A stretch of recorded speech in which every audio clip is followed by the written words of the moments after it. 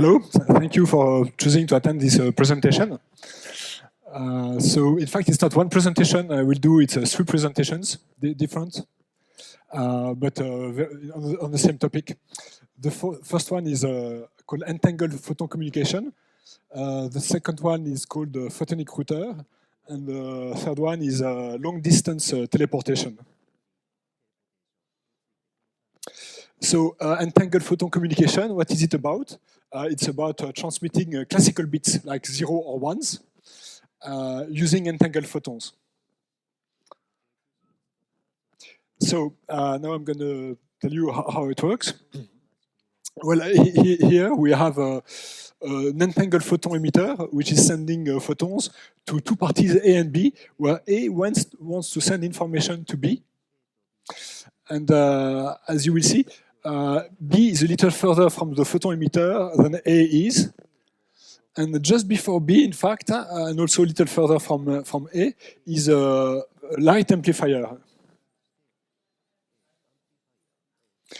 So what happens is that when the first photon hits A, because it's closer to the photon emitter, then we code the photon according to its polarization. So we choose at which angle and which ellipticity we're gonna detect the photon. Of course, because it's a photon, it's gonna be either the chosen polarization angle or the angle plus 90 degrees. So this we can't decide.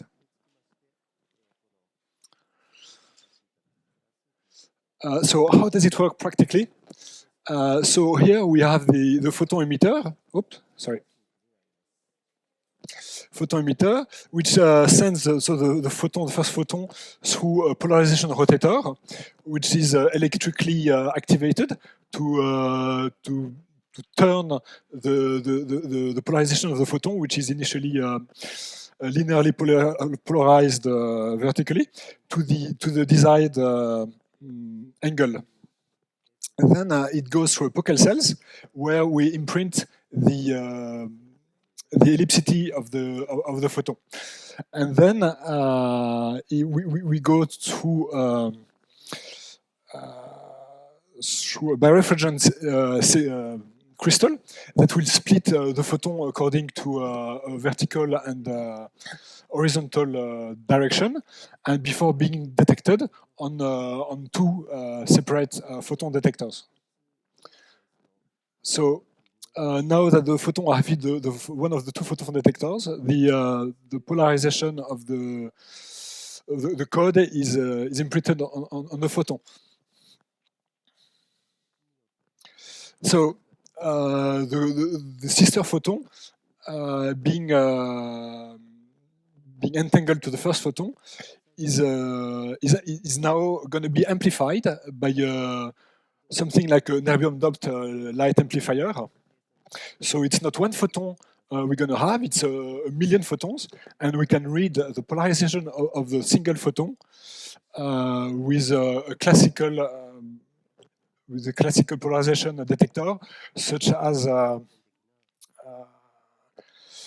interferometers, and also light intensity measurements that are following birefringent signals. So you can measure how much the intensity is according to each of the two directions. So now we've transmitted one letter from A to B.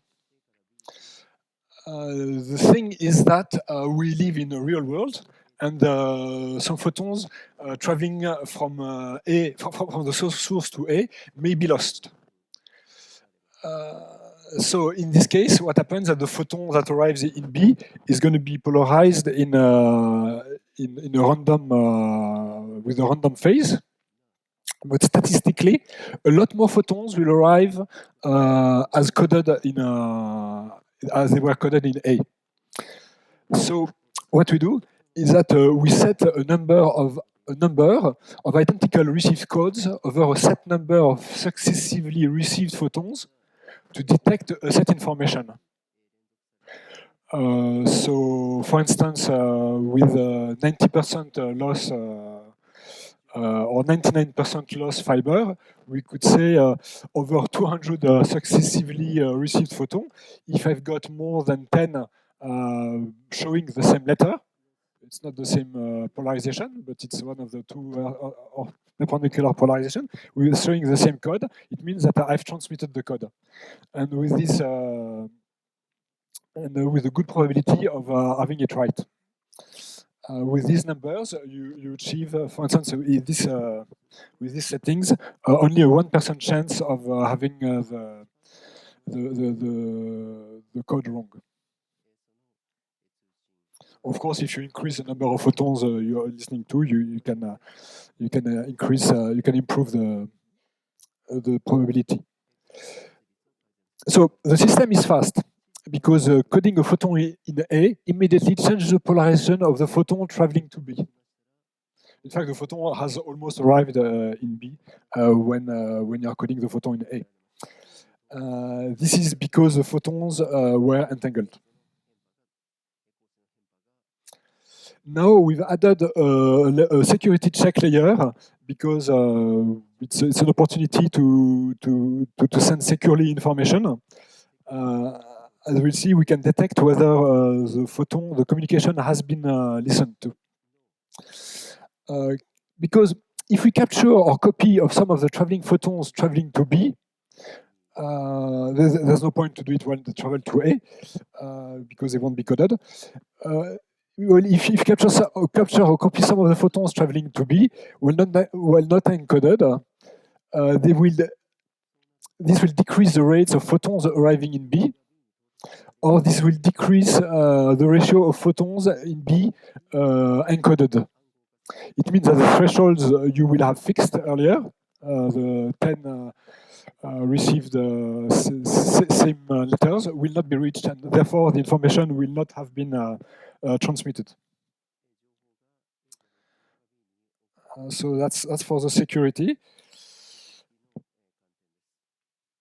This being said, you need to be careful because, in fact, you don't really know. There could be a man in the middle because you can't follow necessarily the line up to the photon emitter. So to make sure there's no man in the middle, what you do is that you exchange a message between A and B, maybe using the same process, but you're going to sign the message and saying, on these photons which transmitted information, what was the exact polarization? So is it the angle theta, or is it theta plus 90 degrees that I have received? And so the photons were entangled. If the photons were entangled, they will have to match exactly. So this way you can see whether the message has been listened, whether there is a man in the middle or not. So now that is because you were assuming that the photons arrived entangled. And so you have to be sure, in fact, that the polarization of the photon arriving in B was entangled to something else, to another photon. And you do that by you can do that by putting a filter just before the light amplifier, filtering out all the photons which do not have the horizontal polarization as they were, which is the polarization in which they were sent by the entangled photon emitter. And because this is before the photon in A was encoded, the photons will pass through this filter. So that's the first thing you can do. Now there's another thing you should do.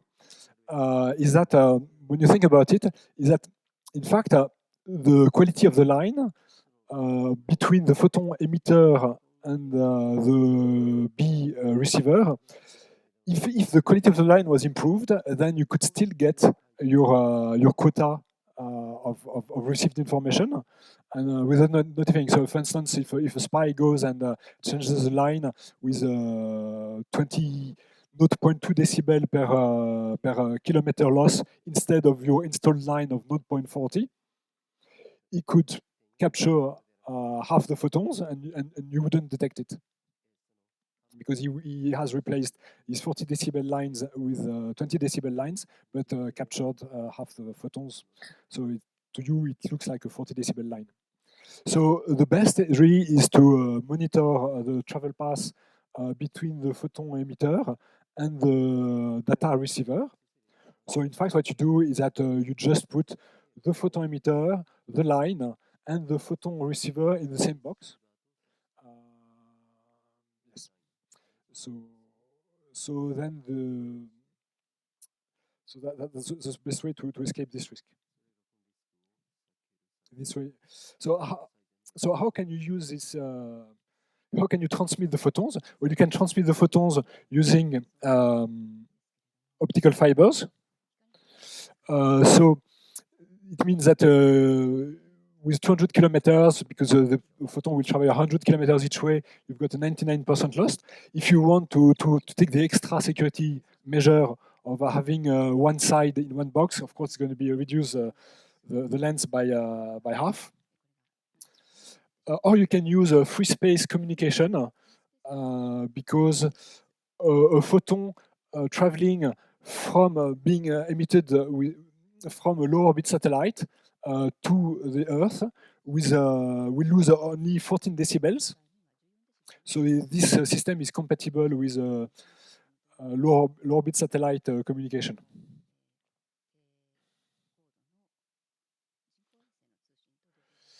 Application scenario, you can leverage your optical fiber network to have a secure and fast communication between your clients. You can build a worldwide ground cover with 600 satellites at 500 kilometer altitude. That's the low orbit. And you can link distant CPUs. Now I'm going to come up with my second presentation, because in fact you could use this technology as well to secure your information within your own office. The only issue I found is that it was a bit complicated to have an optical fiber between every workstation of the same office. So I've come up with this passive photonic router, which is one router which will connect multiple quantum terminals or cards with only one optical fiber between the router and each terminal. So you see the use is quite simple. So how does it work? Well, you use optical fibers to transmit photons of different colors. And you have, in fact, when you arrive to the router, you have a demultiplexer that will route the photons to different ports of the multiplexer, depending on their color. And so you will see here that the blue photons will be routed to the PC just below, while the green ones will be routed to the PC below again, beneath, etc. So it means that by choosing the color on any workstation, you can choose which workstation is going to receive your photon without much loss. You know, with existing photonic routers, the signal is split. So each you would have to send to communicate with the other machines. You would have to send four photons, and one photon or three photons, and one photon will arrive there, and there, therefore reducing the signal. Now I've added to the router here a polarization rotator that turns the polarization by 90 degrees. This way you have you can send, for instance, photons to the router with a vertical polarization and receive the photon with an horizontal polarization. So you can use the same fiber to transmit information both ways.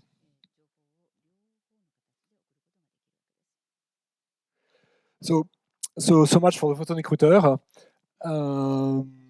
So now we've described.